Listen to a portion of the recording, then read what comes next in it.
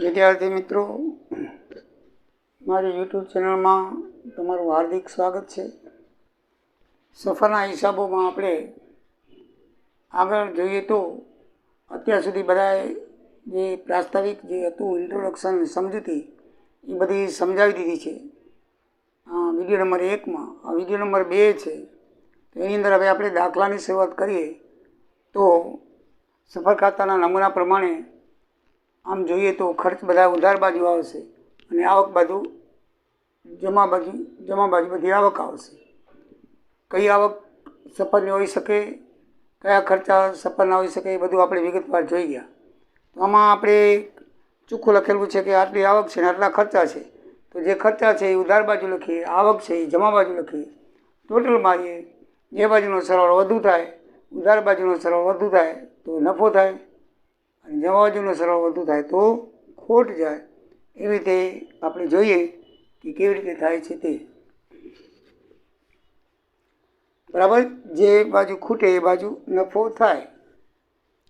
જ્યોતિ જહાજ 1/4/10 રોજ મુંબઈથી કોચીને પાછું મુંબઈની સફર નંબર 51 માટે નીકળ્યું. 31/5/10 રોજ મુંબઈ પાછું ફર્યું. એક જહાજ છે, એનું નામ છે જ્યોતિ જહાજ. તો જો નામ લખવાનું, મેં તમને નમૂનામાં જણાવ્યું, જ્યોતિ જહાજની સફર નંબર 51નું સફર ખાતું, અને ઉપર સમય લખવાનો 1/4 થી 31/5, 2 માસનો સમય છે. આ હેડિંગમાં 2 વસ્તુ હોવી જોઈએ, નહીં લખો તો માર્ક કપાઈ જશે. બરાબર, સમય લખવાનું અને જહાજના નામ સાથે સફર ખાતાનું નામ લખવાનું.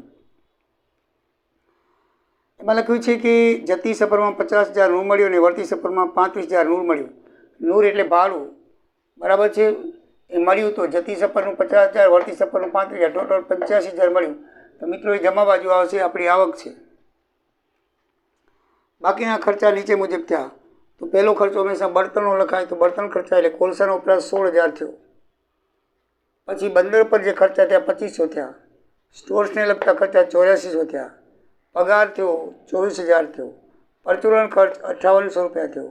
અને ઘસારો આપણને વાર્ષિક આપ્યો છે 48,000. તો મિત્રો 48,000 એ 12 મહિનાનો છે. બરાબર છે, તો 12 મહિનાનો ઘસારો હોય તો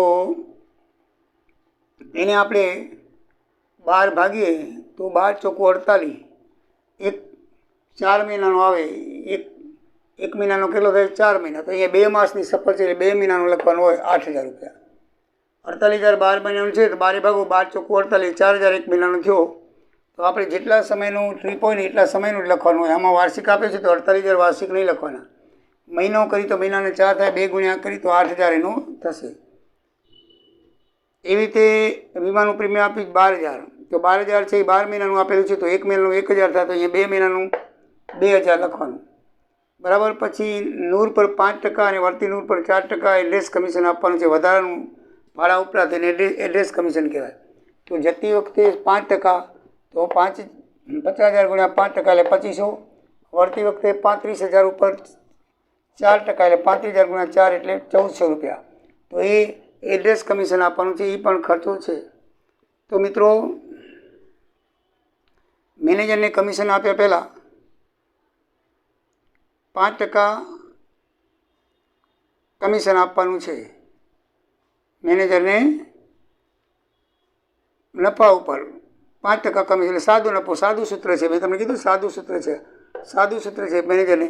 તમે આનું ટોટલ મારશો તો આનું 9500. 9500માંથી આ રકમ બાદ કરો એટલે 24,400 ખૂટશે. તો 24,400ના 5%, બરાબર, તો એ 23,180 થશે. કેટલા થશે? 24,500ના 5% કરીએ આપણે તો કેટલા થશે? જો 1220. કેટલા થશે? 1220. આ 2 મહિના ઉડી જાય. 244 ગુણ્યા 5, 5 ચોખ્ખો 20, પછી 5 ચોખ્ખો 20નું શું? બધી 2 22 અને 22. બરાબર, આ 244 ગુણ્યા 5 કરો, 5 20નું શું વધી આવી 2, 5 20નું શું વધી આવી 2, 2 ને 22 એટલે પછી 5 10 ને 2 12 એટલે 1220 આવ્યા. કેટલા આવ્યા? 1220. 245 ગુણ્યા 5 એટલે 1220. 1220 છે એ આ 24,400માંથી બાદ કરી નાખો એટલે કેટલા વધશે? 23,180. જો મિત્રો તમને ગણતરી કરી દઉં, એકદમ ઇઝી ને સરળ છે, તમને આવડશે. 2 મહિના 2 મહિના ઉડી ગયા. 5 24 નું 0 વધી 2 5 20 ને 22 का 2 વધી 5 10 ને 1220 થયા. એટલે 1220 5% કમિશન થઈ ગયું. હવે ટોટલ 24,400 તૂટતું, એમાંથી 1220 બાદ કરી નાખો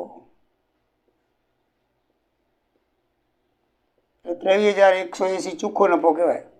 બરાબર છે. કાચા નફા ઉપર આપણને 5% કમિશન હતું, એટલે પહેલાં આપણે ટોટલ બંનેના માર લેવાના, આનું નાનું, પછી આના ટોટલ જે વધારે ટોટલ હોય એમાંથી આ નાનું ટોટલ બાદ કરવાનું, એટલે 24,400 વધશે. એના ઉપર 5% કમિશન લખ્યું તો 1220 આવ્યું. એ 1220 24,400માંથી બાદ કરો એટલે 23,180 ચોખ્ખો નફો આવ્યો. એટલે આ પ્રમાણે તમારી ગણતરી થાય. સમજાઈ ગયું? આવી ગણતરી તો ઘણી આપણે કરી નાખી છે. બરાબર.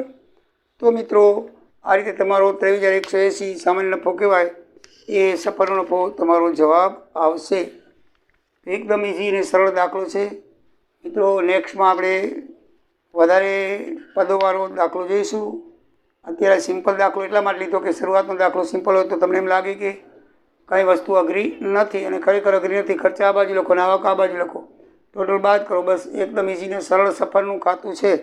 તમને બધાને દાખલો આવડે તો એ જવા દેશો નહીં. હજી તો આપણે ઘણા દાખલા કરશું. હા, એ પણ બધા આવા જ છે. તમને ખાલી એક આ મહિનાનું સમય પ્રમાણે જે છે એ તમને વેચતા આવડવું જોઈએ. વાર્ષિક આપેલું હોય તો 2 મહિનાનું તો 2 મહિના, 3 મહિને સફળ 3 મહિનાનું લેવાનું.